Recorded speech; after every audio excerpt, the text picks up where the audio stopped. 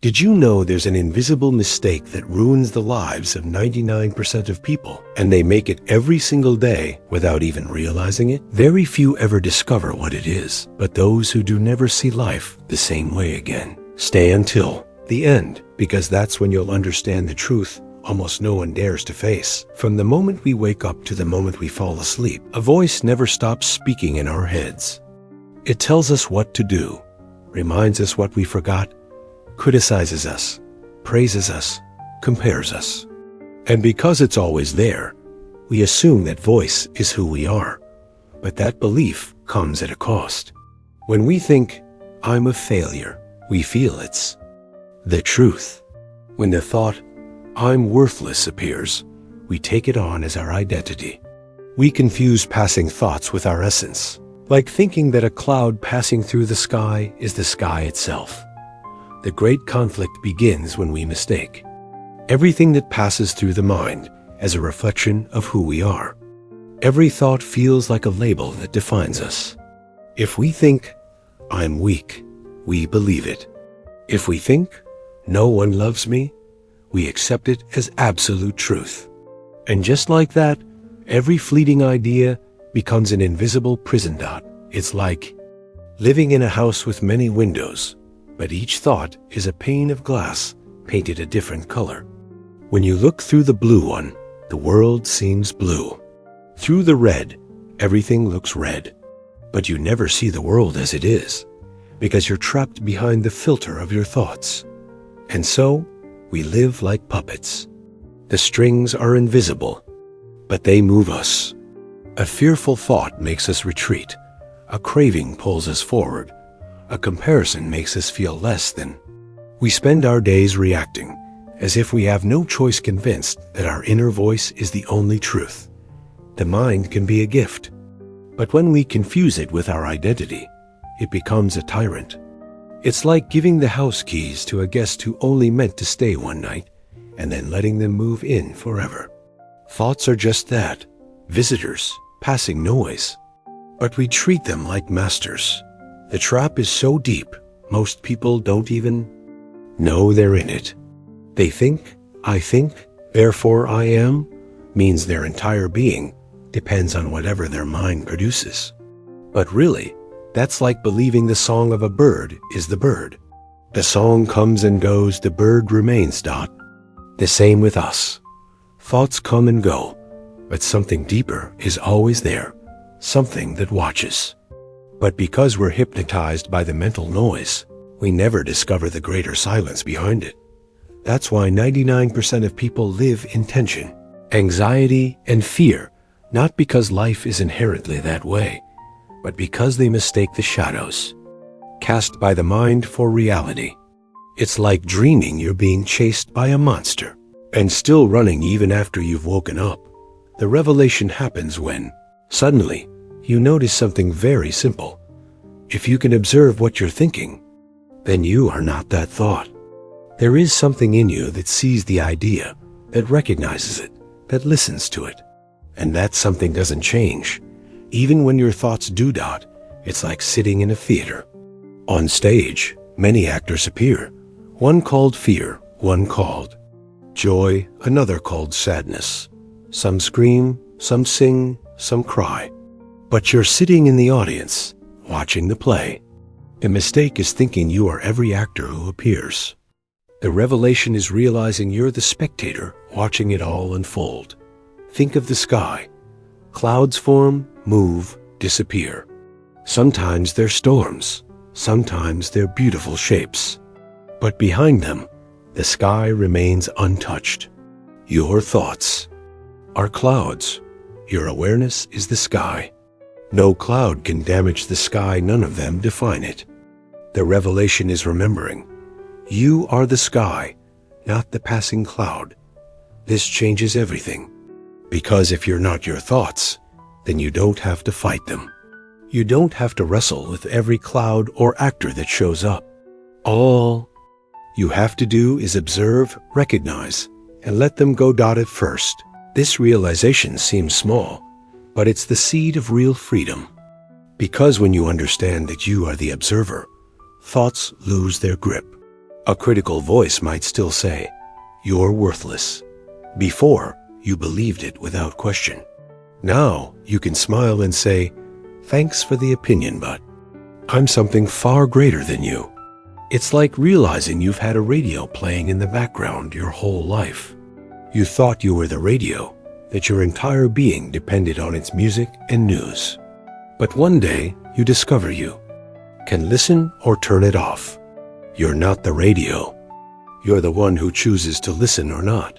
The revelation, ultimately, is a return to the obvious.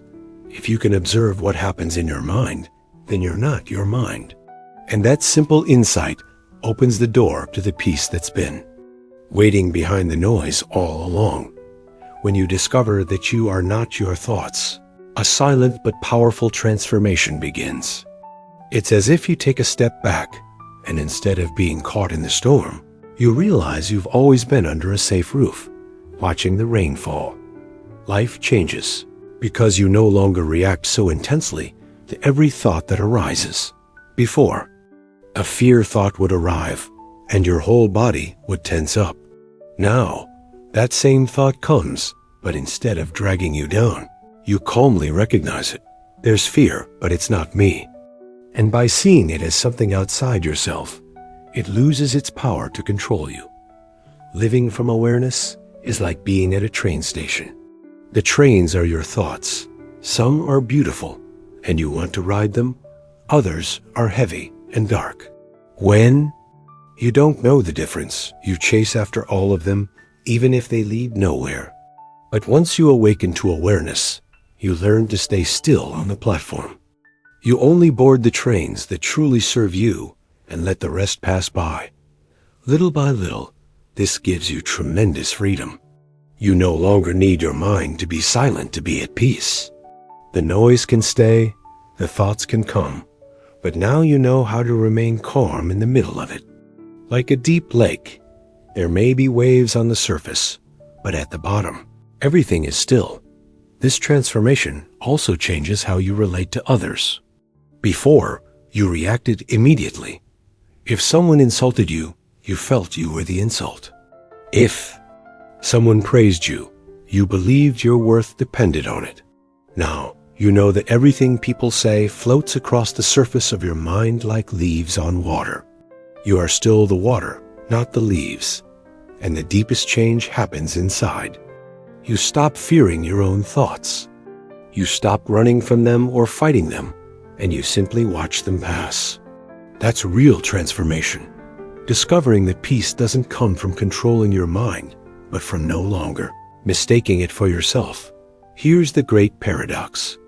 When you realize you're not your thoughts, the thoughts don't disappear. They still come, just like before, but they no longer have the same power over you.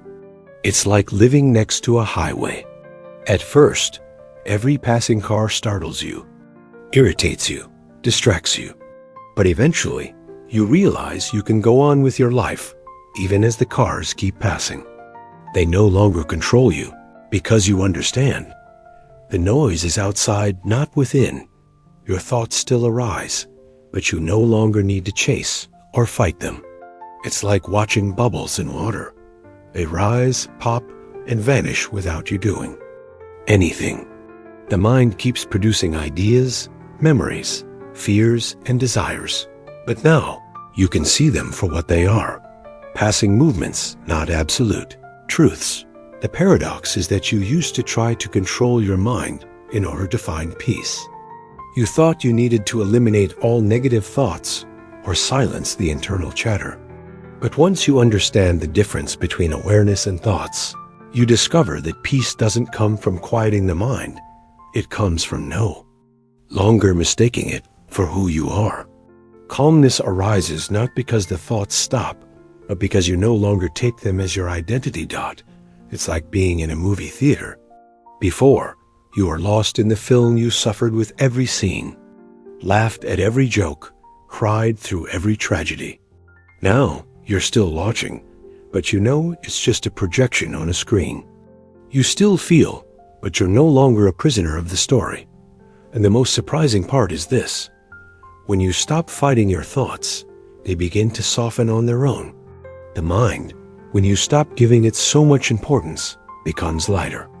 It's like a restless child. The more you scold them, the more they resist. But when you watch them calmly, without judgment, they slowly settle down. The final paradox is this: thoughts don't have to disappear, and they won't.